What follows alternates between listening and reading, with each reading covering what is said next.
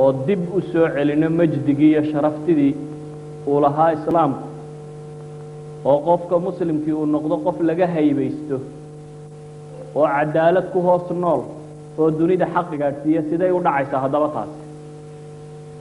mabda'ii wuu yaallaa kitaabka iyo sunnahaanu ku cadyi laakiin sidaan u gaadhnaa sidee baan mabda'a kan intaynu rafcinno maamulka u gaadhsiinaa madalladan saree dadku uu hoos harsanaya dowladnimo sidee baynu uga dhignaa mid islaamiya see baa dadku islaam ku noqon karaa dadku waa muslimiina see buu islaam u dabiqi karaa su-aashaa jawaabteedu way tarafyo badantay cidbana sibay ula muuqatay qofba sibay ula muuqatay waana mas'alo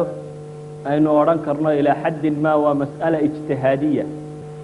haddaynu rabno inaynu wax qiimayno ijtihaad tiro baday aqwaal الculamaa badanna waa haystaan ama se waa akhriday ninbana mid buu iskaga yaro ta'asuro u dhankiisa isaga janjeedha laakiin waxa fiican in markii tajaaribta camaligaa la geliyey ee waxa kan practicality loo isticmaalay adigoo laakiin aan camimaynin xaadisa walba ku eegaya duruuftay la noolayd iyo zamankay noolayd iyo daqdigii lagu hayay bulshada dhaqamadeedii iyo say xarakadan u taageeraysa iyo say isku ahaayeen dawladda meesha ka jirta iyo xooggeeda faragelinta reer galbeed iyo siday ku ahayd iyo nimanka reer galbeed u taliya caalamul islaamiga iyo siday u arkeen ama meeshan u qiimeynayeen ama waxa ka dhacaya ay ugu xisaabtamayeen adigoo waxaasoo dhan ku qiimeynaya waa inaad qiimaysaa tajribada tani waxay soo saartay kullu haadihi tajaarib waxbay tareen